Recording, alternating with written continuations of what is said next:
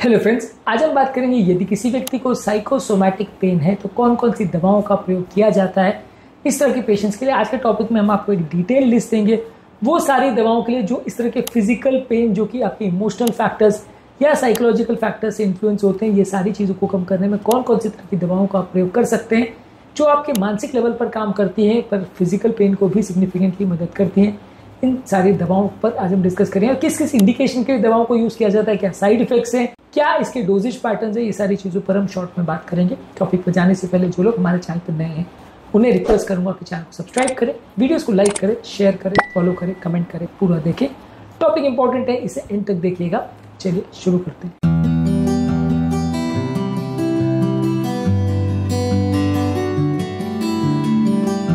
सबसे पहले anti depressive medicine, ये क्रॉनिक पेन या साइकोसोमैटिक डिसऑर्डर्स के लिए यूज किया जाता है। ज्यादातर ये पेन के परसेप्शन को चेंज करता है, आपके मूड को बेटर करता है। इस मामले में ट्राइसाइक्लिक एंटी डिप्रेसेंट जैसे एमिट्रिप्टोलिन, नॉरट्रिप्टोलिन और इमिप्रामिन दवा कॉमनली यूज होती है। ज्यादातर ये फाइब्रोमाइल्जिया, न्यूरोपैथिक पेन, माइग्रेन और इरिटेबल बाउल सिंड्रोम में प्रयोग होती है। ये दवा लो डोज में आपकी स्लीप को भी इंप्रूव करती है और नर्व पेन को भी कम करती है।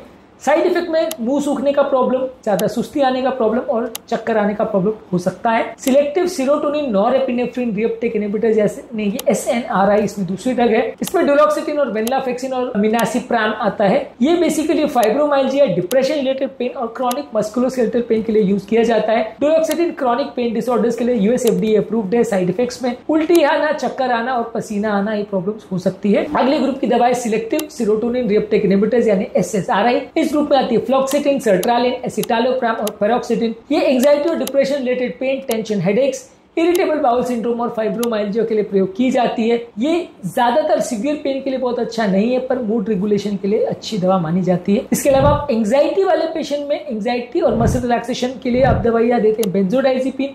बेंजोडाइजिपिन में थोड़ी आदत लगने का चांस रहता है। इस ग्रुप में क्लोनाजिपैम, अल्प्राजोलैम, डायजिपैम, एटिजोलैम दवाई का प्रयोग होता है। जहां पर व्यक्ति को एंजाइटी ज्यादा है, पैनिक डिसऑर्डर ज्यादा है या मसल स्पाज्म ज्यादा है, वहां पे शॉर्ट टर्म के लिए ये दवाओं का प्रयोग किया जाता है पर इससे आदत पड़ने का अंदेशा रहता है, इसलिए लॉन्ग टर्म इसका प्रयोग नहीं करते हैं। मसल रिलैक्सेशन में साइक्लोबेंजाप्रिन, बैक्लोफेन और टिजानिडिन का प्रयोग किया जाता है। ये tension type headaches, muscle type pain के लिए और फाइब्रोमाइल्जिया के लिए प्रयोग किया जाता है। इसके अलावा न्यूरोपैथिक पेन के लिए आप नर्व इंड्यूस्ड जो सेंट्रल स्टिमुलेशन होता है उसके लिए आप यूज करते हैं प्रीगैबालिन या गाबापेंटिन।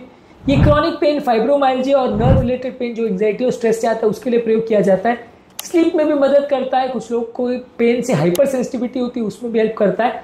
किसी किसी को वजन बढ़ना, चक्कर आना और किसी किसी को इससे बहुत ज्यादा नींद आने का प्रॉब्लम हो सकता है। इसके अलावा सिंपल पेन किलर्स और पैरासीटामोल का प्रयोग कर सकते हैं जो साइकोसोमैटिक पेन में रिलीफ के लिए मदद कर सकता है। आइबुप्रोफेन, नेप्रोक्सिन, एसिटामिनोफेन का प्रयोग किया जाता है माइल्ड पेन के लिए।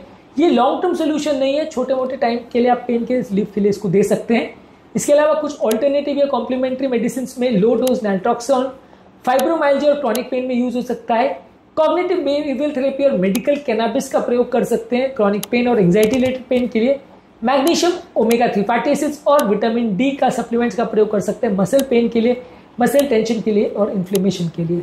इसके अलावा साइकोलॉजिकल बिहेवियर के लिए, लॉन्ग टर्म रिलीफ के लिए आप कॉग्निटिव बिहेवियर थेरेपी का भी यूज कर सकते हैं जो कि पेन परसेप्शन को इंप्रूव करता है। माइंडफुलनेस बेस्ड स्ट्रेस रिडक्शन का प्रयोग कर सकते हैं जो कि स्ट्रेस इंड्यूस्ड मसल पेन को कम करता है। हिप्नोथेरेपी का प्रयोग कर सकते हैं जो कि ट्रॉमा रिलेटेड पेन को कम करता है। फिजियोथेरेपी और योगा का प्रयोग कर सकते हैं जो कि टेंशन टाइप हेडेक्स और बैक पेन और फाइब्रोमाइल्जिया के लिए इफेक्टिव है। तो बेसिकली ज्यादातर अलग अलग तरह के पेन के लिए, न्यूरोपैथिक पेन वगैरह में आप ज्यादातर गाबापेंटिन और प्रीगाबालिन ये सब फर्स्ट लाइन ड्रग्स में यूज करते हैं या ट्राइसाइक्लिक एंटी डिप्रेसेंट और SNRI ड्रग्स का प्रयोग करते हैं। बहुत ज्यादा एंजाइटी हो तो बेंजोडाइजिपिन का प्रयोग करते हैं। बहुत ज्यादा अगर एक्चुअल में पेन हो तो non steroidal anti inflammatory drugs या पेन किलर्स का शॉर्ट ड्यूरेशन के लिए प्रयोग कर सकते हैं। साथ ही साथ पेशेंट को साइकियाट्रिस्ट की मदद, मेडिटेशन, एंजाइटी को कम करना, नींद अच्छी रखना, एक्सरसाइज करना, फिजियोथेरेपी करना, ये सारी चीजें करनी पड़ती है जिससे कि साइकोसोमैटिक पेन में मदद मिलती है। साइकोसोमैटिक पेन में क्या क्या चीजें करनी पड़ती है, क्या क्या यूजफुल टिप्स होते हैं और बाकी सारी चीजें, इसमें खाने पीने में क्या ध्यान रखना होता है, इस पर हमने ऑलरेडी काफी वीडियोस की, इसको जरूर देख लीजिएगा। उम्मीद करूंगा कि आज के टॉपिक में कुछ नई बातें जानने को मिली होगी। जो लोग हमारे चैनल पर नए हैं उन्हें रिक्वेस्ट करूंगा चैनल को सब्सक्राइब करें, वीडियोस को लाइक करें, शेयर करें, फॉलो करें, कमेंट करें, पूरा